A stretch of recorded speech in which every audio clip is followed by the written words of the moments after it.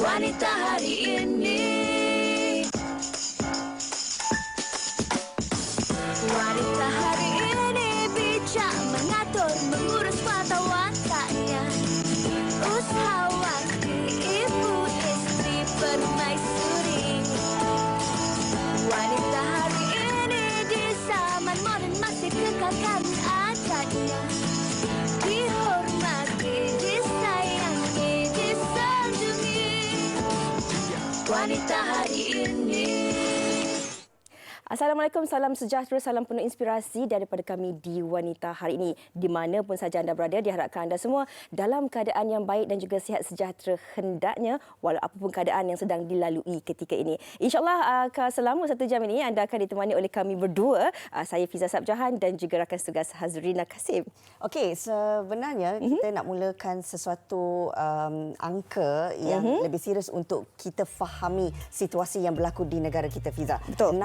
691 adalah jumlah kes sehingga semalam dicatatkan tentang kes positif COVID-19 di mana 688 kes adalah daripada kes tempatan, 3 kes import. Satu angka yang bukan untuk kita banggakan, tetapi untuk kita risaukan. Adakah sebenarnya sudah kita jalankan tanggungjawab kita ketika ini dalam situasi kita melihat bahawa kes ini berlaku peningkatan saban hari. Ya, dan kalau kita lihat ada juga kluster-kluster baru yang telah pun dilaporkan dan ini juga amat penting untuk kita semua masyarakat dan juga rakyat di Malaysia untuk memainkan peranan untuk sentiasa menjaga kawalan kendiri, sentiasa amalkan penjarakan fizikal, amalkan penjagaan kesihatan, kebersihan diri, pakai pelitup muka di setiap waktu yang perlu dan pastikan anda sentiasa mencuci tangan anda. Dan kami juga nak kongsikan sesuatu kepada anda untuk anda ketahui bagaimana sebenarnya kalau kita ini pernah berkomunikasi ataupun kita pernah berhubung bersama dengan mereka yang positif COVID. Ini jadual yang nak kami kongsikan kepada anda iaitu ada jadual A, B dan juga jadual C. Kalau anda lihat di situ, kalau A sebenarnya ini adalah generasi jangkitan lapisan pertama di mana pesakit sudah pun disahkan positif COVID-19. Inilah yang Fiza sebut tadi, kategori A, di mana dalam kategori ini mereka perlu berada di hospital untuk rawatan. Dan bagi lapisan kedua atau kita boleh kategorikan dia sebagai kategori B, Fiza. Kalau kontak rapat ataupun kategori B ini adalah mereka yang berhubung secara langsung ataupun kontak rapat dengan individu daripada kategori A. Jadi apa yang harus dilakukan oleh mereka yang dikategorikan sebagai kategori B ataupun kontak rapat ini, anda perlu melakukan ujian pengesahan COVID-19 yang akan dibuat oleh KKM dan anda juga akan diberikan arahan home surveillance yang akan dikeluarkan oleh klinik kesihatan. Okey, ini amat penting untuk kita ketahui apabila anda di dalam kategori-kategori ini. Dan bukan itu sahaja, Rina, ada juga kategori C. Di kategori C ini ataupun pada lapisan ketiga ini, ia merupakan kontak rapat dengan individu daripada kategori B. Di mana dalam kategori ini mereka perlu terus kekal di rumah, tunggu sehingga keputusan ujian COVID-19 bagi kontak rapat kategori B dikeluarkan oleh KKM. Ujian COVID-19 kontak rapat kategori B jika positif, maka mereka perlu mendapatkan ujian di klinik. Jika negatif, tiada larangan khusus. Okey, tapi kalau dah ada lapisan pertama, kedua dan ketiga, A, B, C dan juga ABC, lapisan keempat adalah kontak rapat dengan individu kategori C. Okey, mereka ini dikategorikan sebagai kategori D. Jadi, mereka ini boleh keluar rumah bekerja atau untuk lakukan sebarang urusan lain. Tetapi ini yang paling penting sekali untuk kita sentiasa mengetahui maklumat terkini daripada lapisan 3 ataupun kontak C itu tadi. Sama ada keputusan mereka ini yang dikeluarkan adalah positif ataupun negatif. Kalau ujian susulan COVID-19 daripada B tadi itu adalah negatif, tidak ada larangan khusus. Tetapi kalaulah tadi laporan COVID-19 daripada B itu adalah positif, C menjadi B dan D menjadi C. Tapi bagi anda yang mungkin tak ada kaitan langsung A, B, C atau D, anda semestinya dalam kategori tiada risiko ataupun normal. Okey, jadi ini yang kita nak ingatkan sekali lagi, kami nak wawarkan sekali lagi kepada anda semua. Ini tanggungjawab diri kita sendiri untuk kita jaga diri kita, kita jaga kita dan kita jaga insan-insan di sekeliling kita dengan mengamalkan norma baharu ini, mengamalkan penjagaan diri kawalan kendiri yang seharusnya. Okey, baik. Itu berkenaan dengan pandemik COVID-19 yang berlaku di negara kita, di mana semua sekarang ini diminta untuk terus kekal dengan SOP yang sudah pun ditetapkan. Dan hari ini juga kami nak bincangkan satu lagi topik yang cukup penting. Baru-baru ini kalau kita dengar tentang insiden yang berlaku apabila 4 rakan wanita ini menghadapi satu insiden, 3 daripadanya mati lemas akibat terhidu gas beracun, gas karbon monoksida, dan seorang lagi dilaporkan selamat. Ini gara-gara mereka tidur di dalam kenderaan. Kita nak bawakan topik bahaya tidur dalam kereta. Banyak nak kami kongsikan kepada anda. Ini kes yang baru berlaku, tetapi saya kira mungkin ramai juga dalam kalangan anda dan kita sendiri yang ada kalanya sering kali melakukan aktiviti ataupun melakukan perkara tidur dalam kereta ini. Sejauh mana ia boleh mengundang bahaya dan apa yang perlu kita ketahui? Teruskan bersama kami di Wanita Hari Ini. Wanita Hari Ini.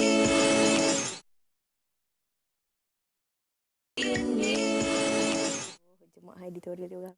Perempuan maut manakala seorang lagi kritikal akibat terhidu gas karbon monoksida di dalam kereta yang dinaiki. Kejadian berlaku di Permatang Pauh, Pulau Pinang awal pagi tadi ketika 4 pelajar berkenaan berhenti berehat di tempat letak kereta di sebuah stesen minyak. Sebaik sahaja ambulans tiba di lokasi pada pukul 1 pagi, Sharifah Farisha Syed Fatih yang merupakan penumpang hadapan didapati telah meninggal dunia, manakala Ayuni Syazwani dilaporkan meninggal dunia semasa menerima rawatan di Hospital Seberang Jaya HSJ. Dan Nur Adila pula meninggal dunia semasa menerima rawatan di unit rawatan rapi ICU di Hospital Angkatan Tentera Lumut Perak kira-kira jam 4.23 petang. Manakala rakan mereka yang juga kembar kepada Nur Adilah telah sedarkan diri dan kini masih dirawat di Hospital Angkatan Tentera Tunku Mizan. Kematian akibat terhidu gas karbon monoksida di dalam kereta yang dihidupkan enjinnya telah beberapa kali dilaporkan di negara ini. Gas ini terhasil daripada pembakaran bahan organik tanpa bekalan oksigen yang mencukupi. Keracunan gas karbon monoksida bukan sahaja boleh berlaku di dalam kereta, malah daripada dapur gas, pembakaran kayu, ketuhar elektrik atau bahan-bahan pembakaran. Jika di luar negara, kes seperti ini turut dilaporkan berlaku di dalam rumah berpunca daripada alat pemanas atau heater. Bagaimana gas karbon monoksida mengakibatkan kehilangan nyawa dan bagaimana cara untuk menghindarinya? Itu serba sedikit laporan ringkas yang sebenarnya kita nak bincangkan topik bahaya tidur dalam kereta. Dan insiden yang berlaku baru-baru ini sebenarnya bukanlah insiden yang pertama kali berlaku di Malaysia. Malah ada beberapa kes lagi yang sama seperti apa yang berlaku sebelum ini. Dan pastinya ia memberikan kerisauan dalam kalangan mereka yang memulakan satu perjalanan yang panjang. Macam saya sendiri, Fiza, ada pengalaman tu tapi saya tak tahu sejauh mana kebenarannya. Ada yang kata, Rina, kalau nak berhenti di kawasan rawat dan rehat, pastikan aircon tu boleh dibuka. Tapi tingkap kena turun sikit. Adakah itu sebenarnya sesuatu tindakan yang betul ataupun salah? Kita nak kupas kejap lagi. Ya, dan kita nak kongsikan juga sebenarnya, Rina, bila kita cakap tentang kes ini bukan kes yang pertama kali berlaku. Seperti yang telah pun dikatakan oleh Rina tadi. Malahan ada juga kes-kes yang mana ada ibu ataupun bapa yang terlupa meninggalkan anak dalam kereta yang sehingga juga boleh menyebabkan kematian. Menurut laporan tadi, ada juga sebenarnya kematian itu bukan saja disebabkan oleh daripada kejadian di dalam kereta. Betul. Tapi kalau di luar negara, ia boleh juga diakibatkan oleh pemanas hawa dingin. Ini nak kita kongsikan, keracunan karbon monoksida adalah punca utama kecederaan dan kematian akibat keracunan di seluruh dunia. Menurut Pusat Kawalan Penyakit Amerika Syarikat, seramai 50,000 pesakit dimasukkan ke hospital setiap tahun dan 430 mati akibat keracunan karbon monoksida. Ini bukan perkara ringan, bukan perkara mudah. Ini adalah perkara yang harus kita ambil tahu dan ambil kisah tentang apa yang berlaku di sekeliling kita. Kita nak perkenalkan tetamu kita. Baik, kita bersama di studio dengan Datuk IR Muhammad Dalip, pakar otomotif kita. Apa khabar, Datuk? Sihat? Alhamdulillah, selamat sampai kat sini tu. Sihatlah, alhamdulillah. Okey, kita nak mulakan perbincangan ini. Pertama sekali, bila sentuh tentang topiknya, bahaya tidur dalam kereta. Sejauh mana ia bahaya, Datuk? Kalau mengikut daripada teknikal spesifikasi kenderaan, dia mengikut ergonomic system. Bila kita sebut ergonomic system, kita memandu, kita bergerak. Apabila kita bergerak, kita ada energi, kita punya body bergerak dan kita akan letih. Betul. Berhenti rehat untuk rehat 5 minit, maksima setengah jam, itu adalah paling baik. Tidur dalam kereta untuk 10 ke 15 minit, memang betul apa yang Dina cakap tadi, turunkan tingkap sedikit. Sekurang-kurangnya 1 inci. Ataupun kita boleh letak 2 jari. Dikuatiri ada orang yang tak bertanggungjawab untuk buka pintu kereta nanti. Bila kita terlebih besar. Jadi, Maksudnya, maaf Datuk Seri Menceram, maksudnya dalam keadaan pendingin hawa dibuka mesti. dan tingkap diturunkan. Betul. Itu satu tindakan yang betul. Betul. Ini adalah kerana di dalam kabin kereta dia terkawal oleh molekul-molekul gas ni tadi. Jadi kalau kita tutup habis, dia tidak ada ruang untuk transferkan, pindahkan tekanan dalam kabin. Tekanan dalam kabin akan menjadi tinggi. Apabila tinggi, luar dengan dalam tak sama.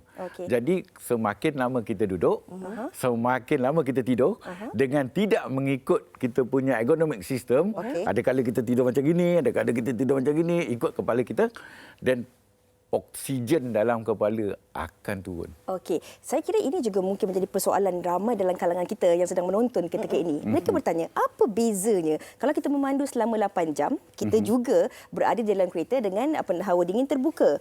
Tapi kalau kita tidur, kadang-kadang kawan-kawan, contoh kawan tidur dalam dekat RNR 15 minit ataupun 10 minit. Bagaimana ia boleh mendatangkan bahaya tidur 10 minit ini dengan membuka penghawa dingin berbanding perjalanan selama 8 ke 12 jam dalam kereta bergerak. Yes, itu sebab ramai yang tak tahu. Kereta direka, dicipta ada dipanggilkan ventilation. Ruang udara tekanan di dalam kabin keluar secara automatik ketika kenderaan bergerak. Itu sebab kalau kita tengok elok-elok kereta, dia ada shark fin, kita panggil dia fin, di bumper sebelah kanan, luar bumper sebelah kiri. Itu adalah tekanan tinggi yang bergerak, waktu bergerak akan pindah keluar ke sana. Jadi ventilation tu ada circulation dia panggilkan. Pembinaan kenderaan wajib ada benda ni supaya kita bergerak. Yang menyebabkan tekanan tinggi adalah kenderaan statik. Itu sebab kita tidur, kita rehat. Kalau kita travel 8 jam, kita travel sepanjang perjalanan 8 jam, berbahaya kepada body itu sendiri. Tak boleh. Kita paling lama kita boleh memandu 2 jam. Itu paling lama kita kena rehat. Perbetulkan kidney kita. Perbetulkan ergonomics kita. Perbetulkan struktur body kita. Kita tidak boleh memandu 4 jam. Nak lalu terus 4 jam straight. Sabar nak balik. Jangan. Lina, berapa jam sampai Kedah? Sekejap je, 4 jam. Jangan. Dekat 3 jam setengah. Okey, Datuk, ini kita dah kongsikan dari segi sudut teknikalnya. Banyak lagi nak kita kongsikan bersama dengan Datuk. Tapi sebelum tu sebenarnya kita juga akan bersama dengan Profesor Madya Dr. Darfizi Drawi, pensyarah kimia Fakulti Sains dan juga Teknologi UKM di talian ketika ini. Hello, Assalamualaikum. Waalaikumsalam. Apa khabar, Prof? Khabar baik. Terima kasih sebab sudi jemput ke WHI. Baiklah, kita dah kongsikan dari awal tadi menurut laporan dan juga sedikit penerangan dari sudut teknikal berkaitan bahaya tidur dalam kereta ini. Dan menurut kajian juga mengatakan bahawa karbon monoksida ini juga merupakan pembunuh senyap kerana ia tidak mempunyai bau, warna ataupun ia dilihat seperti biasa dan tidak berbahaya, namun hakikatnya memberi kesan yang mendalam terhadap individu yang boleh menyebabkan kepada bahaya kematian. Mungkin Prof boleh kongsikan sedikit bahaya karbon monoksida ini. Okey, sebagai pengenalan umum dia, karbon monoksida ni dia adalah gas yang tidak berbau dan berwarna. Maksudnya kita tak boleh kesan melalui panca indera kita lah, hidung, mata. Kehadiran dia sangat sukar untuk kita kesan. Kalau kita berada dalam kes ini, kalau kita berada dalam kenderaan, kita karbon monoksida ni sebenarnya dia terhasil daripada pembakaran. Tapi secara spesifiknya dia adalah terhasil daripada pembakaran separa, iaitu di mana berlaku kekurangan oksigen dalam semasa proses pembakaran dilakukan. Ya, betul. Semasa enjin kita running, pembakaran bahan bakar, karbon monoksida terhasil sebagai salah satu produk. Dia ada produk lain. Ada hidrokarbon, ada nitrogen oksida. So salah satunya adalah karbon monoksida. Kalau berlaku kebocoran ke dan kita terhidu, apa jadi? Okey, sebagaimana kita tahu, saluran darah kita bertindak untuk membawa oksigen, molekul oksigen ke seluruhan badan kita. Tapi kalau kita terhidu karbon monoksida ni, karbon monoksida boleh bercampur, combine dengan hemoglobin darah dan seterusnya menghasilkan karboksi hemoglobin. Apabila berlaku terhasilnya karboksi hemoglobin ni akan menyebabkan hemoglobin darah tidak berfungsi lagi dengan baik untuk mengikat molekul oksigen. Satu molekul hemoglobin boleh mengikat 4 oksigen. Maksudnya bila hemoglobin tu dah bertukar, bila bercampur dengan CO tadi, so dia akan jadi karboksi hemoglobin. So tak ada oksigen yang boleh dibawa ke sel, tisu atau organ badan. So lama kelamaan menyebabkan kita punya sel, tisu, organ badan tidak lagi berfungsi dan akhirnya boleh menyebabkan kematian tanpa sedar. Sebab apa tanpa sedar? Sebab gas CO tu sendiri dia tak dapat dikesan oleh panca indera kita. Kalau gas-gas yang busuk, kita boleh tahu gas tu busuk dan kita boleh tutup lah atau keluar daripada kereta. Ini kita pun tanpa sedar kita hidu. Cuma dia ada simptom-simptom awal yang mungkin kita perasan ataupun tidak, sebab simptom ni sebenarnya dia lebih kurang sama dengan simptom-simptom lain. Sebab kalau kita memandu jauh, of course kita mungkin pening, mual, kan? Ataupun kita dah ada pre-existing illness, mungkin akan ada sesak nafas, nafas pendek. So kita mungkin ingat itu adalah simptom penyakit sedia ada, ataupun simptom mungkin penat memandu. Tapi rupanya ia adalah simptom kita terhidu gas CO ni. Dan sehingga menyebabkan kita tiba-tiba tidak sedarkan diri dan akhirnya kita akan menyebabkan kematian lah. Itu sebab tu beberapa kes yang berlaku selalunya tak ada yang survive. Cuma kalau ada individu yang daripada luar yang perasan, mungkin boleh membantulah. Prof, mungkin boleh Prof kongsikan antara mereka yang berisiko. Kita tahu sesiapa saja yang berada dalam kenderaan tersebut mempunyai risiko terhadap insiden ini. Tetapi kabarnya golongan warga emas, kanak-kanak, mereka yang mempunyai masalah, mungkin dari segi masalah jantung dan juga pernafasan, adakah mereka ini lebih berisiko? Ya, macam saya cakap tadi, mungkin ada yang berpenyakit ataupun badan dia tak fit enough, okey. Bila terhidu CO, hemoglobin darah dia akan bertukarlah menjadi karboksi hemoglobin dan oksigen tak dapat disalurkan dengan betul. Kalau kita ada penyakit yang sedia ada ataupun faktor usia, itu akan menyebabkan success rate kita adalah lebih rendah lah. Baiklah. Terima kasih Prof. Sekejap lagi kita akan hubungi Prof semula. Tapi kita nak berbalik perbincangan kita di studio. Kabarnya, Datuk, dalam sebuah kenderaan yang dibina sekarang ini mempunyai satu sistem yang dinamakan CATCON system. Betul. Catalytic converter, kalau tak salah saya. Betul. Saya Tepat percaya, bukan saja saya, Fiza, ramai lagi golongan wanita yang memandu kereta tidak tahu kewujudan CATCON system ini dan fungsinya untuk pengudaraan dalam sebuah kereta. Betul. Dua perkara yang agak amat berbeza. Yang pertama sekali, kita kena asingkan. Aircon ada satu sistem dia. Enjin satu sistem dia. Tanpa enjin, aircon pun boleh jalan. Sebab sekarang ni kereta hybrid. Enjin mati, aircon boleh jalan. Ya, betul. Itu sebabnya berbeza dua perkara. Dan kalau kita bandingkan teknikal, pelepasan penggunaan aircon, dia punya tersendiri. Iaitu dia ada yang paling penting adalah kompresor. Pada kompresor, di dalam kompresor yang terbaru dipanggilkan liquid dan juga yang sebelum ni digunakan piston. So, macam mana boleh terjadinya aircon itu bercampur dengan karbon monoksida ni? Kalau enjin senang aja. Kenapa kenderaan parking di rumah Yes, yang ini kita boleh nampak. Terang sekali gambar ni. Dan kalau kita, kenapa kereta kita parking dekat rumah, kebanyakan pemandu akan parking exhaust pipe masuk ke pintu rumah. Betul? Bermakna dia parking reverse. Dia nak keluar, dia senang je keluar terus. Ini mengundang kecelakaan. Bahaya. Paling bahaya. Cuba kita duduk dekat belakang exhaust kereta. Kawan kita tengah start pagi-pagi selepas berhenti lebih daripada 4 jam. Panas. Kita start. Yang enjin tu je hidup, kita try hidup. Baik tak? Dan dia berbau. Dia yang paling kuat attack, terutama kanak-kanak yang bawah usia 7 tahun dan bagi mereka yang berusia 65 tahun ke atas. Dia akan hidup, akan rasa sesak nafas.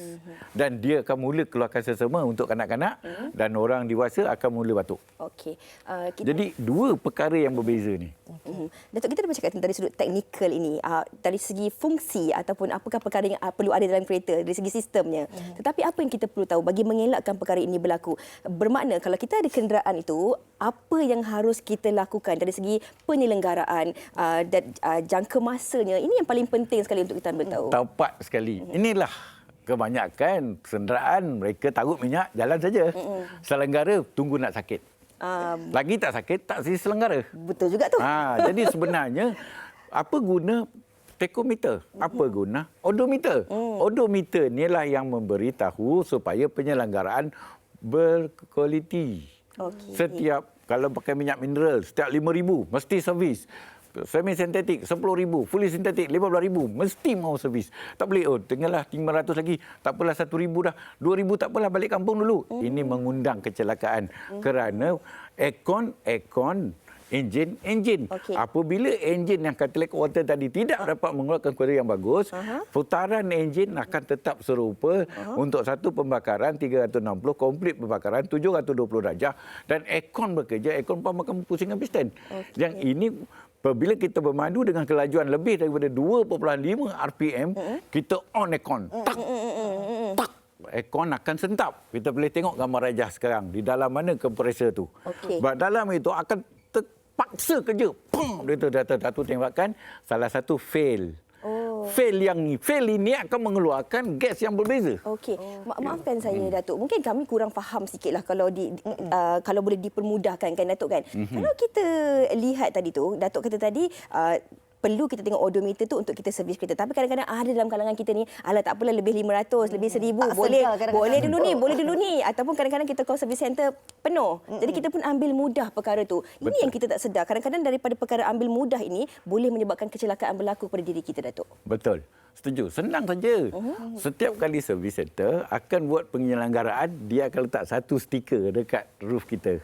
Dia akan tampal next service, current service. So dia selalu mengikut apa jenis bahan pelicin yang kita gunakan. Itu kita servis kepada enjin. Itu adalah jaga kocik dan jaga hayat. Jaga hayat amat penting. Tetapi aircon bagaimana? Tunggu dia tak ada angin. Kejap panas. Kejap panas, kejap sejuk. Kerana kita tidak faham. Apa jenis yang pertama sekali itu adalah volume, speed. 0, 1, 2, 3, 4. Itu namanya speed. Kelajuan untuk blower bekerja. Yang lagi satu nampak thermostat. Putih, merah, biru panjang. Semua pulas sampai ke maksima. Sebenarnya tak boleh. Sebab dia itu dah lebih. Panas. Bila kalau analog senang. Kita tekan dia keluar 16 LO. Bermakna low temperature kita dah letak. Bila kita letak sehingga minima, terlalu sejuk menyebabkan dia freezing. Dia akan jadi ais. Bila dia menjadikan ais dalam saluran pipe yang warna merah tadi tu, yang ada gambar tu warna merah, dia akan menjadikan high stress. Bila dia jadi high spray yang warna merah ni, dia akan jadikan menjadi satu kompresor. Dia akan pergi kepada blower, kita pun tekan. Sekejap lagi dia akan change kepada panas. Sekejap lagi change kepada sejuk. Maknanya memang kadang-kadang kita daripada tempat panas kan, kalau kita buka aircon kita memang akan rasa panas. Itu yang membuatkan kadang-kadang kita terus pergi full blast orang kata. Tak boleh. Tak boleh. Tak boleh. Datuk. Yang itu kita boleh letak untuk temperature negara kita paling bagus adalah 20 darjah. Memang orang pergi letak sampai 16. You nak sejuk, sekejap lagi you keluar panas lagi. Negara kita paling sesuai adalah paling bagus 22 ke 24. Tetapi orang letak 20, ada letak 18. Kalau saya berada dalam kenderaan tu, saya akan sendiri tukar. You ambil lah 18, 26. maksudnya? Saya mesti letak 20. Okey. Minimal sebab nak balancekan dengan dia. So kalau tak saya akan letak 23, 24. Selain daripada pendingin hawa itu, Datuk, sebenarnya adakah kondisi kereta tu kadang-kadang kereta yang lama dan berlubang dan sebagainya juga boleh mencetuskan situasi yang bahaya? Betul. Kalau tidak diselenggara, kenderaan floorboard lah bocor, firewall dah bocor, dia mengundang gas masuk direct. Tetapi tidak. Siapa yang nak pakai kereta terlalu buruk? Tak ada. Sekarang ni dah ada sistem recycling. Kita boleh buat, boleh buka, boleh tukar. Jadi boleh perbaiki. Dan kalau kita repair kereta 5,000, total, siapa dengan cat sekali, 7,000, baik kita beli kereta baru. Proton ada, Pro2 ada. Bukan nak promote, tidak. Tetapi kenapa kita nak menyusahkan diri kita? Ada yang tak mahu berhutang. Tetapi keselamatan itu dia utamakan. Nah, paling penting bila kita selenggara, kenderaan kita, keluarga kita dan selamat. Okey. Okey. Jadi kita sekarang ini sekali lagi bersama dengan Profesor Madya, Dr. Darfizi Drawi di talian. Doktor. Ya. Ya, Doktor. Okey. Kita dah dengarkan tadi apa yang kita kongsikan bersama dengan Datuk di studio. Ini yang kita nak war-warkan juga kepada penonton-penonton kita sebab ramai mungkin dalam kalangan kita yang sebelum ini mengambil mudah perkara ini tanpa merasakan ia merupakan satu yang bahaya. Kadang-kadang kita memandu pun kalau 6 jam tanpa berhenti, 8 jam tanpa berhenti kerana kita sangkakan kalau berhenti tidur dalam kereta itu yang bahaya. Sedangkan dalam kereta tak bahaya. Tapi bagaimana kita nak kongsikan kepada penonton-penonton yang sedang menonton ketika ini bahawa karbon monoksida ini sememangnya boleh mendatangkan satu kesan yang amat-amat bahaya jika kenderaan tidak diselenggara dan jika kita tidak mengetahui keadaan kesihatan kita sebelum kita memandu itu, Profesor. Ya, betul. Itulah yang saya selalu nasihatkan bila ditanya. Sebenarnya jawapan yang terbaik adalah kita perlu selenggara kereta kita. Lagi-lagi saya selalu cakap, kalau kita dah 5 tahun ke atas tu, periksalah dekat pusat servis yang diiktiraf. And then jangan just tukar minyak hitam, lepas tu bawa kereta. Kita periksa betul-betul, mungkin dekat bawah bahagian saluran exhaust kita pun ada berlaku kebocoran. And then kita punya catalytic converter kita pun dah rosak. Sebab bila dah lama-lama, kalau ikut kimia dia, catalytic converter ni dia sistem penukar bermakin, dia boleh makin lama dia tidak boleh berfungsi dengan baik sebab hasil pembakaran tu dia menghasilkan hidrokarbon, and then hidrokarbon tu mungkin ada terjerat pada catalytic converter dan menyebabkan keracunan pada makin tersebutlah, dan dia tak boleh menukar dengan baiklah. So gas karbon monoksida tu akan produce lebih banyak kalau kita gunakan catalytic converter yang dah tak berfungsi dengan baik. So kita perlu periksa dengan lebih bagus, dengan baik di service center yang diiktiraf. Dan yang kedua, elakkan kita modify kereta kita. Ni budak-budak muda sukalah modify dekat bahagian sistem saluran exhaust tu. Saya ada join group kereta jugalah dekat Facebook tu. Ada yang buka catalytic converter ni sebab nak bagi enjin dia bunyi garam sikit. So bila kita buang tu maksudnya kita memang buang aksesori pelindungan yang memang dah standard yang ditetapkan oleh pihak berkuasa lah. So kita memang terdedah. Sebab tu kalau kita tengok kes-kes yang berlaku adalah kes-kes yang melibatkan kenderaan yang dah berusia dan juga ada kenderaan yang telah dimodifikasi lah. Itu je lah. Baik, terima kasih banyak-banyak Profesor Madya Dr. Darfizi Drawi bersama kita hari ini. Dan saya kira, Datuk, ini perkara adalah satu ilmu pengetahuan yang sebenarnya perlu diambil tahu oleh setiap pemandu-pemandu di jalan raya. Bagaimana sebenarnya kita nak pastikan kondisi kereta kita dalam keadaan baik, bagaimana sebenarnya ilmu pengetahuan kita, kondisi diri kita juga penting untuk satu perjalanan yang jauh. Yes, paling bijak soalan ni. Sebab ramai mampu membeli, tak mampu mengetahui. Itu sebab saya terbitkan buku. Saya ada 4 buah buku berkaitan dengan buku ni dengan kenderaan. Buku yang terbaru sekali adalah Anda dan Kereta. So yang mana apabila anda membaca buku ni adalah bahasa layman, walaupun saya engineer tapi saya tidak tulis bahasa engineer. Saya tulis bahasa layman, mudah untuk mengesan dan mudah untuk mengetahui. So, kerana kereta kita tak tahu man and machine, manusia dan jentera. Manusia, kita akan rasa, aduh sakit kepala, ambil ubat. Aduh nak pergi toilet, boleh pergi toilet. Aduh nak gini. Kereta, dia bagi tahu. Faham ke tak faham? Itu sebab dekat odometer ada speedometer. Ada trip meter. Guna trip meter itu adalah kita tekan dia. Setiap kali kita taruh trip A, taruh minyak kosong, kosong, taruh minyak. RM10 ke, RM50 ke, penuh tank ke. Berapa balik semula kita akan taruh balik semula minyak? Kita tadi taruh penuh tank, kenapa dapat 380? Sepatutnya 450. Kali kedua kita taruh, masih lagi dapat 300 lebih. Bermakna dah 80 km dah berkurangan. Selalu kita taruh minyak macam ini. Kenapa dah berkurangan? Kerana exhaust pipe kita bocor. Kerana palang pencucuk kita rosak. Kerana catalytic kita dah tersumbat. Dah berusia lebih lagi 7 tahun. Ini mungkin perlu dibuka mata oleh golongan wanita khususnya lah. Sebab kadang-kadang ramai dalam kalangan wanita ni ambil mudah. Pandai memandu. Tapi kurang tahu. Super juga macam isteri saya, dia hanya memandu yang selenggara saya. Untung yang ada suami Datuk.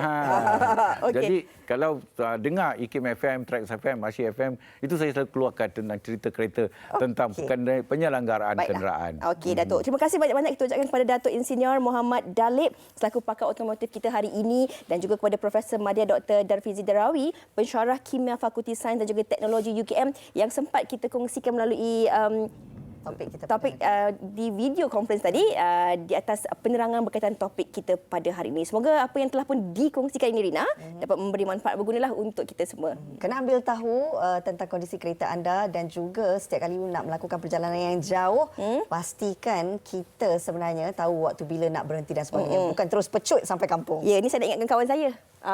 Jangan suka tidur dalam kereta. Okey, kita nak berehat seketika. Kembali selepas ini di Wanita Hari Ini. Wanita Hari Ini. Wanita Hari Ini. Okey, kembali lagi bersama kami di Wanita Hari Ini, pastinya dalam segmen tajaan bersama dengan Nestle Product. Kita nak cerita tentang Maggi. Kita ada Ida Loh, pengurus jenama senior. Apa khabar? Dan juga Datin Paduka Ina Azman, Duta Maggi Cukup Rasa, pelakon dan usahawan. Khabar Kak Ina? Terima kasih. Okey, kita sedia maklum tentang keadaan pandemik COVID-19 yang berlaku ketika ini. Ramai yang terkesan, terutamanya golongan B40. Program Mentor Wanita Cukup Berani dapat memberi inspirasi, sokongan dan panduan kepada wanita-wanita kita. Kita nak tahu lebih lanjut berkenaan dengan program Mentor Wanita Cukup Berani. Pertamanya sekali bersama dengan Datin Lina. Boleh tak ceritakan bagaimana sebenarnya Datin memberanikan diri dan mengambil langkah pertama untuk memulakan perniagaan? Okey, nak cerita sikitlah. Okey.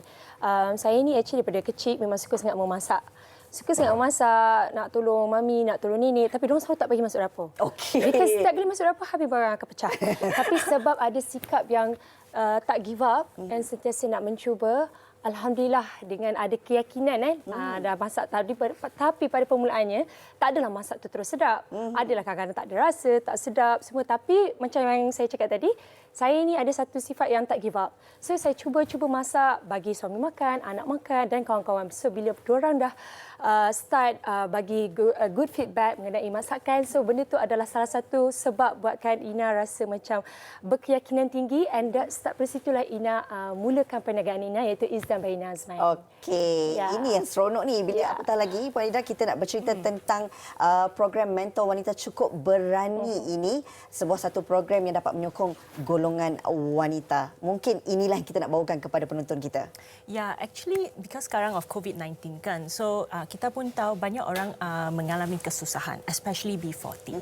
So actually program Mentor Wanita Cukup Berani ini is meant to tolong B40 to beri mereka inspirasi, sokongan and also panduan to ensure mereka membina keyakinan diri and also to build business skill. Because through building business skill, through building keyakinan diri, barulah kita boleh mencapai sesuatu yang baru, kan? So, program ini actually ada 2 komponen. So, first component is bengkel online Wanita Cukup Berani. So, bengkel ini ada 3 modul yang kita akan ajar dalam bengkel ini, iaitu number 1, membina keyakinan diri, number 2, how to meningkatkan business skill, dan number 3, which is meningkatkan skill memasak, which is what Ina is very good in, kan? Yes, kan? So this is the first component, and second component is actually satu what we call one-on-one mentorship program, and 3 orang wanita akan dipilih to go through this mentorship program dengan 3 orang mentor kita. So one of our mentors, Ina, and the other one is Sis Sheila Rosli, and of course the third one is Anne Idris. So pernah juga bersama kita di Wanita Hari ini. Ya, betul-betul. Yes. Okey, mungkin kita nak tahu juga kenapa Maggie Cukup Rasa mengembara dengan perjalanan untuk memperkasakan wanita supaya mencuba sesuatu yang baru. Okay, so based on research, kan, we all know that keyakinan diri is actually one of the biggest factor untuk menentukan kejayaan seorang. Because if you're not berani enough, if you're not yakin enough, then how to berjaya, kan? So that's why Maggie Cukup Rasa ingin mendorong para wanita untuk membuat sesuatu yang baru, because only by trying something new kita membina keyakinan, and through membina keyakinan we will then be able to find out what is that potensi baru kita sendiri. So that's why dalam bengkel online Wanita Cukup Berani kita ada satu modul, which is what we say we have to build confidence building. It's always about building confidence. Wow, penting tu sebab kadang-kadang wanita ni ada pelbagai apa orang kata idea tapi tak berani nak. Betul, tak berani nak mencuba. Betul. Okey, Datin, mungkin boleh kongsikan pendapat bagaimana sebenarnya wanita dapat bersemangat ataupun menggalakkan diri mereka untuk mengatasi pelbagai cabaran dan juga rintangan. Okey, macam pendapat saya seorang isteri, seorang ibu, seorang yang boleh katakan ada kerjaya juga. So memang bukan mudah kita nak bagi masa dengan family, dengan kerjaya, tapi dengan ada usaha dan keyakinan tinggi, apa pun masalah kerintangan kita akan boleh hadapi. Apa-apa pun kita buat, kita kena always yakin yang kita boleh buat. Tak kenal, maka tak cinta, dan kalau kita tak cuba, kita takkan tahu.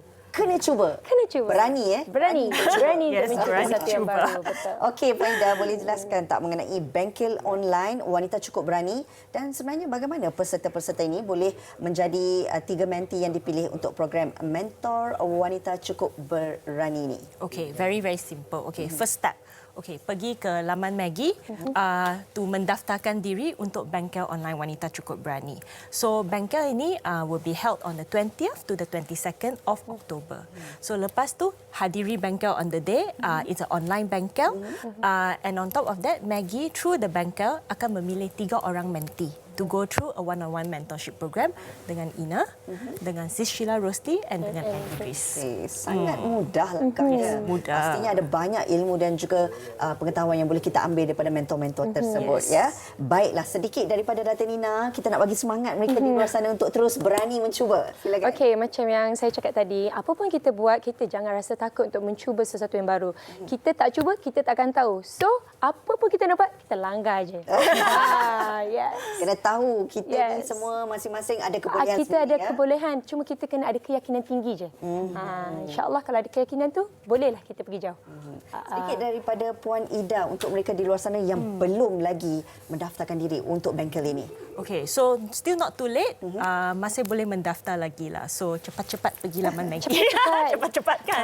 So meningkatkan keyakinan diri lah. That's one of the most important thing. Ini peluang yang kita buka kepada semua golongan wanita di luar sana, tak kiralah daripada pelbagai lapisan kerjaya ataupun sebenarnya anda hanyalah seorang suri rumah sahaja, terus beranikan diri untuk sama-sama berjuang ataupun sama-sama menunjukkan kebolehan anda dalam program Mentor Wanita Cukup Berani ini, dan untuk mencuba sesuatu yang baru pastinya boleh membina keyakinan diri. Maggie dengan kerjasama Google Google melancarkan program Mentor Wanita Cukup Berani yang pertamanya merangkumi bengkel online percuma yang bermula 20 hingga 22 Oktober untuk wanita seluruh Malaysia supaya mereka dapat meningkatkan kemahiran mereka. Seterusnya, 3 peserta bengkel terpilih akan berpeluang untuk menerima bimbingan peribadi daripada 3 usahawan yang berjaya. Anda boleh layari www.maggie.com.my/takkenaltakcinta untuk pendaftaran bengkel online serta maklumat lanjut mengenai program Mentor Wanita Cukup Berani. Terima kasih Puan Nida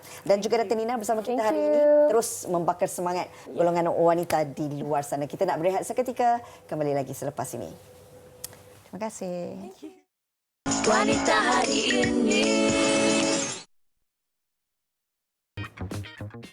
Wanita hari ini. Kembali bersama kami di Wanita Hari Ini. Ada sesuatu yang ingin terus kami kongsikan bersama dengan anda penonton. Tahukah anda sepanjang bulan Januari hingga Mei 2020, jumlah kes demam denggi 6 kali ganda lebih tinggi dari jumlah kes COVID-19. Justru ketika kita berjaga-jaga dengan ancaman bahaya pandemik COVID-19, kita juga perlu menitik beratkan penjagaan diri dari wabak demam denggi bersama melawan denggi. Itu dia. Dan dari awal sampai pun ke penghujung siaran ini, Rina, kita dah kongsikan pelbagai pengisian-pengisian menarik kepada anda penonton. Berkaitan tentang topik kita tadi tu, bukan sahaja tidur dalam kereta tetapi ada juga orang yang kadang-kadang mengambil masa duduk dalam kereta. Kalau boleh kita ikut dan dengar pesanan Datuk tadi, kalau duduk dalam kereta tu dibuka penghawa dingin, pastikan sedikit tingkap dibuka. Kawan saya memang suka duduk dalam kereta sebelum masuk rumah. Kawan saya pun suka juga dia kalau sebab ada dia drive terus 4 jam balik Kedah ataupun dia suka tidur dalam kereta. Okey. Ini peringatan untuk diri kita sendiri dan juga anda penonton-penonton wanita hari ini agar sama-samalah kita mengelakkan perkara yang berbahaya ini daripada berlaku. Okey, esok kami nak kembali lagi dengan satu topik saya kira juga penting untuk golongan wanita di luar sana. Wanita berbulu normal atau adakah ia satu tanda penyakit? Kita nak tahu lebih lanjut dalam perkongsian esok bersama dengan tetamu-tetamu undangan kita. Okey, ada sesuatu juga sekali lagi nak kami kongsikan kepada Jom, anda. lagi. Okey, tahukah anda sepanjang bulan Januari hingga Mei 2020, jumlah kes demam denggi 6 kali ganda lebih tinggi dari jumlah kes COVID-19. Justru ketika kita berjaga-jaga dengan ancaman bahaya pandemik COVID-19 ini, kita juga perlu menitik beratkan penjagaan diri dari wabak demam denggi bersama melawan denggi. Penting ya? Penting. Sebab orang tak tahu kes denggi juga tinggi. Dalam kita sibuk dan juga bersiap sedia untuk menjadi sebahagian daripada frontliner berusaha untuk mengekang wabak COVID-19 ini, jangan kita lupa tentang kes denggi juga. Betul. Dan kalau kadang-kadang kita ingatkan diri kita dan juga ibu-ibu kita kat rumah lah kan. Kalau kita tanam bunga tu, kadang-kadang kita lapik pasu kat bawah tu. Bila hujan turun ada air. Betul, kita tak sedar yang ada takung. jentik-jentik di dalam tu. Kita pastikan kebersihan itu sentiasa dititik beratkan. Dan kami juga suka juga nak mengingatkan diri kami sendiri dan juga anda penonton di mana anda berada, ingat tentang kawalan kendiri. Jaga diri kita, jaga insan-insan di sekeliling kita. Pastikan anda sentiasa memakai pelitup muka. Dan sentiasa membawa hand sanitizer dan jarakkan diri anda dengan orang sekeliling 1 meter untuk memastikan kita dapat mengekang wabak COVID-19 ini. Penting, ia bukan satu perkara yang perlu anda fikirkan satu isu yang remeh. Betul. Tetapi amat serius kerana ia memerlukan tanggungjawab dan kerjasama semua. Betul. Dan sikit juga nak kongsikan, kalau boleh memang jangan langsung bersalaman, jangan berpelukan. Dan yang paling penting sekali, kalau tak perlu, tak ada urusan penting, jangan keluar rumah, duduk di rumah, tonton kami di Wanita Hari Ini. Kita jumpa lagi esok. Assalamualaikum. Bye. Wanita hari ini bijak mengatur, mengurus mata watanya. Usahawan, ibu, istri, permaisuri. Wanita hari ini di zaman moden masih kekalkan adatnya. Dihormati, disayangi, disanjungi. Dia usahawati aliran masa kini, dia penyambung warisan Sri Kandidia. Lemah lembut baik budi pekerti, tapi sekal hati dia tambah berani pendidik. Puteri dalam hal jati diri dia, permaisuri kepada si suami, kepada anaknya. Dia ratu di hati, tunggak keluarga, kalau bukan dia siapa lagi? Wanita hari ini bijak mengatur, mengurus mata